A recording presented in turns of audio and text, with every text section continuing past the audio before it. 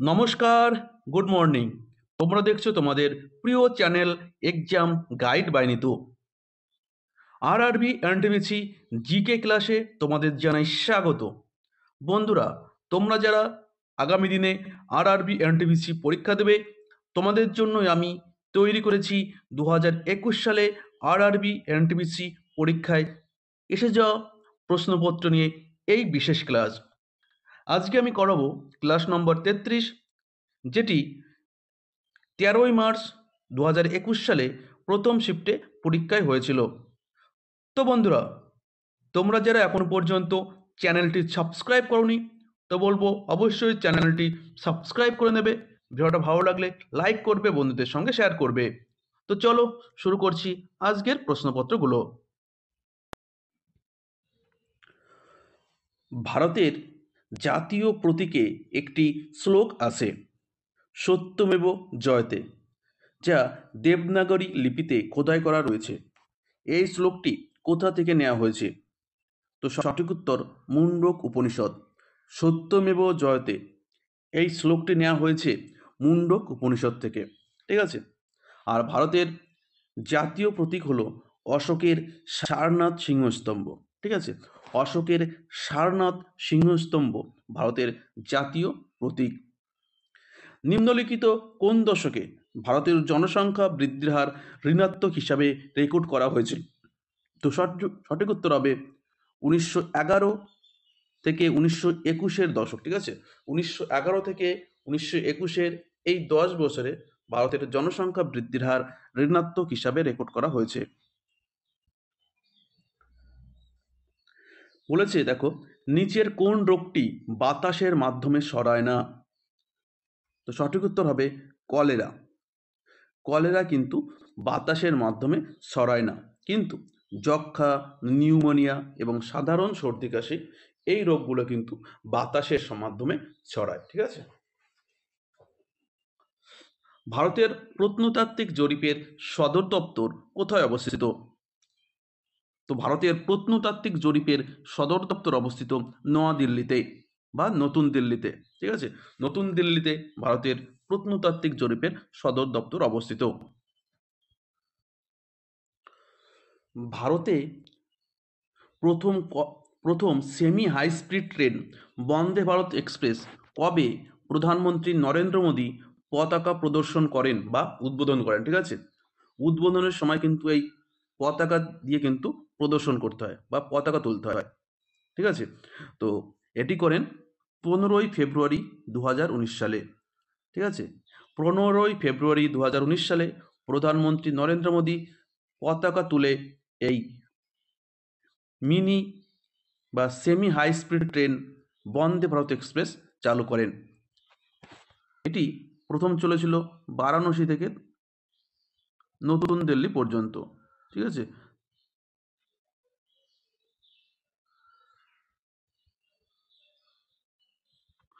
বারাণসী থেকে নতুন দিল্লি পর্যন্ত এই প্রথম বন্দে ভারত এক্সপ্রেস চলেছিল। বাঙালি লেখক রবীন্দ্রনাথ ঠাকুর প্রথম ভারতীয় যিনি সাহিত্যের জন্য নোবেল পুরস্কার জিতেছিলেন। কোন বছরে তার গীতাঞ্জলি নামক কবিতার জন্য এই নোবেল পুরস্কার পেয়েছিলেন? তো সঠিক উত্তর হবে 1913 সালে। 1913 সালে গীতাঞ্জলি নামক কবিতা সংগ্রহের জন্য, ঠিক আছে, এই নোবেল পুরস্কার পেয়েছিলেন। কোন সালে জওহরলাল নেহেরু নতুন দিল্লিতে জাতীয় জাদুঘরের ভিত্তিপ্রস্তর স্থাপন করেন? তো সঠিক উত্তর 1955 সালে। 1955 সালে তৎকালীন প্রধানমন্ত্রী জওহরলাল নেহেরু নতুন দিল্লিতে জাতীয় জাদুঘরের ভিত্তিপ্রস্তর স্থাপন করেন। পরবর্তী প্রশ্ন, ভারতীয় সংবিধানের কোন অনুচ্ছেদে বলা হয়েছে যে রাষ্ট্রপতিকে সাহায্য ও পরামর্শ দেওয়ার জন্য প্রধানমন্ত্রীর নেতৃত্বে একটি মন্ত্রী পরিষদ থাকবে? তো সঠিক উত্তর অনুচ্ছেদ 74-এর এ উপধারায়। ঠিক আছে, 74-এর এ উপধারায় বলা রয়েছে যে রাষ্ট্রপতিকে সাহায্য ও পরামর্শ দেওয়ার জন্য প্রধানমন্ত্রীর নেতৃত্বে একটি সঙ্গীত নাটক একাডেমি সঙ্গীত নৃত্য ও নাটকের জাতীয় একাডেমি, ভারতের প্রজাতন্ত্র দ্বারা প্রতিষ্ঠিত শিল্পকলার প্রথম জাতীয় একাডেমি। এটি কোথায় অবস্থিত? তো সঙ্গীত নাটক একাডেমি নতুন দিল্লিতে অবস্থিত। ঠিক আছে, এই সঙ্গীত নাটক একাডেমি 1953 সালে প্রতিষ্ঠিত হয়। আর এর বর্তমান চেয়ারপারসন সন্ধ্যা পুরেচা। ঠিক আছে, সন্ধ্যা পুরেচা এই সঙ্গীত নাটক একাডেমির বর্তমান চেয়ারপারসন। নিচের কোন প্রাক্তন ভারতীয় টেস্ট ক্রিকেটার উইকেট কিপিংয়ের জন্য পরিচিত ছিলেন না? তো নিচে 4 জন প্রাক্তন ভারতীয় ক্রিকেটার রয়েছেন, তার মধ্যে কে উইকেট কিপিং করতেন না?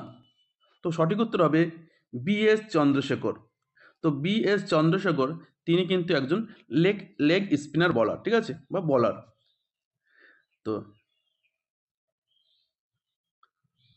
বি.এস. চন্দ্রশেখর বা ভগবত সুব্রমণিয়ম চন্দ্রশেখর তিনি একজন বোলার, আর বাকি সব ক্রিকেটারই কিন্তু উইকেট কিপিং, ঠিক আছে। যেমন পি.জি. যোশী বা পদ্মনাভ গোবিন্দ নানা যোশী, ফারুক ইঞ্জিনিয়ার এবং এন.এস. থামহানে বা নরেন্দ্র শঙ্কর থামহানে, এনারা কিন্তু উইকেট কিপিং করেছে। পরবর্তী প্রশ্ন, একটি সংস্থার কর্মীদের সাথে সংযোগ প্রদানের জন্য একটি ভাগ করা নেটওয়ার্ক হলো কি? সঠিক উত্তর হবে ইন্টারনেট। নিচের কোন দেশটি প্রস্তাবিত টাপি গ্যাস পাইপলাইনের অংশ নয়? তো দেখো, টাপি পাইপলাইনের গ্যাস পাইপলাইনের অংশগুলো দেশ হলো তুর্কমেনিস্তান, আফগানিস্তান, পাকিস্তান এবং ভারত। ঠিক আছে, তো এদের মধ্যে কোন দেশটি এর অংশ নয়? তো সঠিক উত্তর হবে ইরান। ইরান তাপি গ্যাস পাইপলাইনের অংশ নয়। পরবর্তী প্রশ্ন, উবুন্টু, মিন্ট এবং ফেডোরা কিসের সংস্করণ? তো সঠিক উত্তর হবে লিনাক্স। উবুন্টু, মিন্ট এবং ফোডারা এটা কিন্তু লিনাক্সের সংস্করণ। ঠিক আছে, ফেডোরা, ঠিক আছে, উবুন্টু, মিন্ট এবং ফেডোরা এগুলো কিন্তু সব লিনাক্সের সংস্করণ।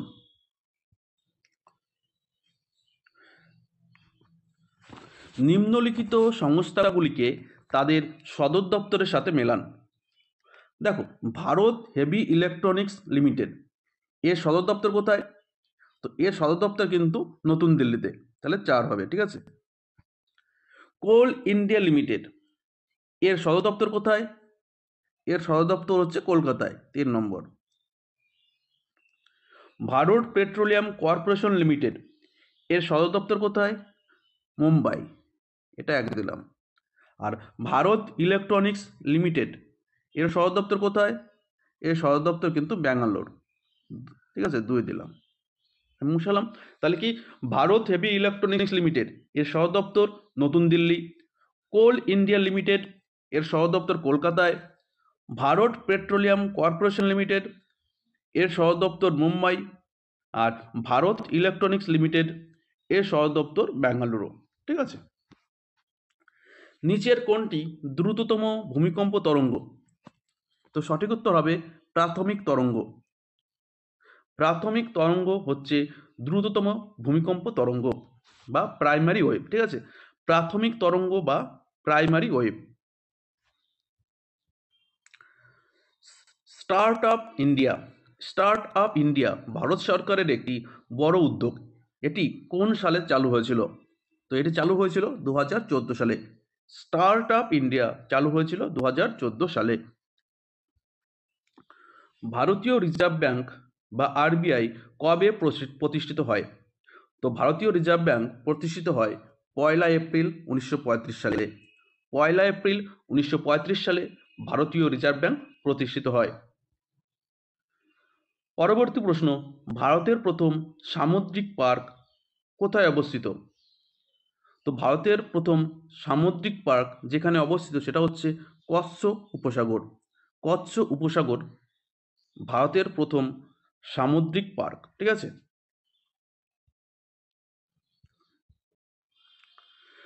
নিম্নলিখিত ঘটনাগুলিকে তাদের কালানুক্রমিক ভাগক্রমে সাজাও।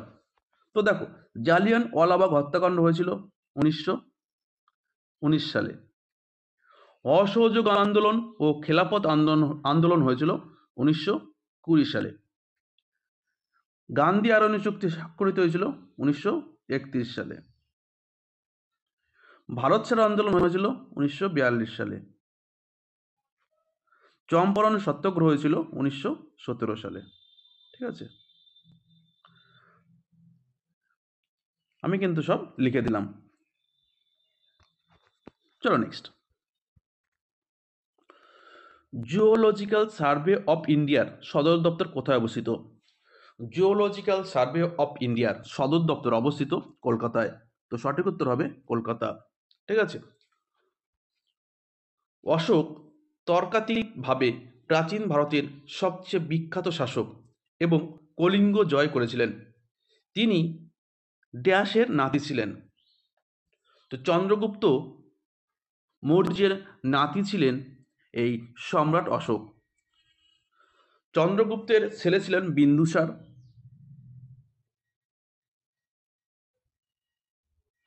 এবং বিন্দুসারের ছেলে ছিলেন অশোক। ঠিক আছে, চন্দ্রগুপ্ত মৌর্যের ছেলে বিন্দুসার, তার আর বিন্দুসারের ছেলে অশোক। তো চন্দ্রগুপ্ত মৌর্য সম্পর্কে অশোকের দাদা বা দাদু হন। ঠিক আছে।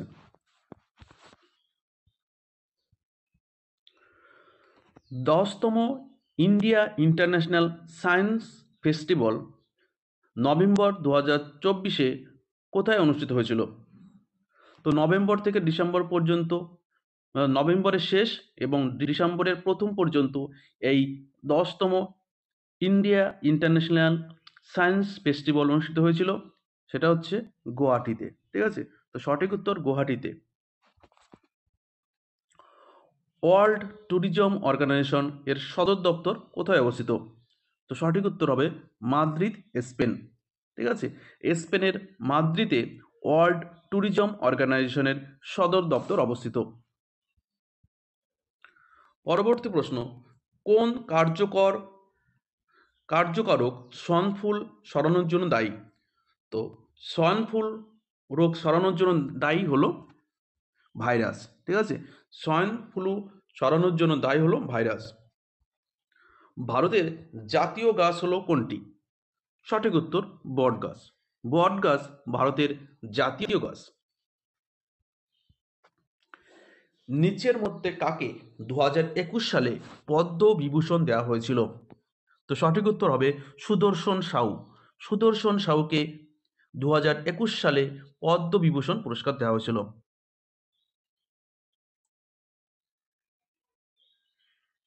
বলের একক কি?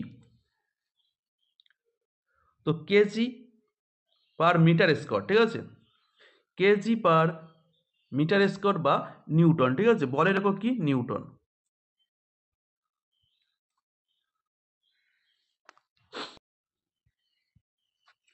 হাইড্রোজেন পরমাণুর 3টি আইসোটোপ আছে, যেমন প্রোটিয়াম, ডিউটেরিয়াম এবং ট্রিটিয়াম। সংশ্লিষ্ট পারমাণবিক সংখ্যা এবং আইসোটোপ ট্রিটিয়ামের ভর সংখ্যা হলো, তো সঠিক উত্তর হবে 1 ও 3। ঠিক আছে, তো সংশ্লিষ্ট পারমাণবিক সংখ্যা 1 এবং আইসোটোপ ট্রিটিয়ামের ভর সংখ্যা হলো 3। 2008 সালে Indian space research organisation GPS aided geo augmented navigation system তৈরি করতে ড্যাশের সাথে সহযোগিতা করেছে?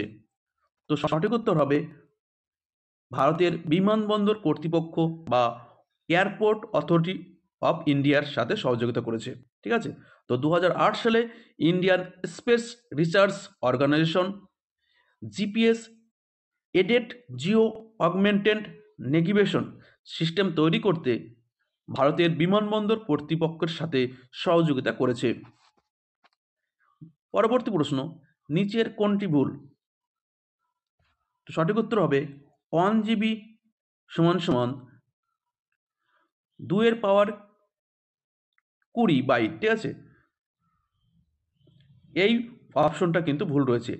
1 জিবি সমান সমান 2 এর পাওয়ার 20 বাইট, এই অপশনটা কিন্তু ভুল রয়েছে।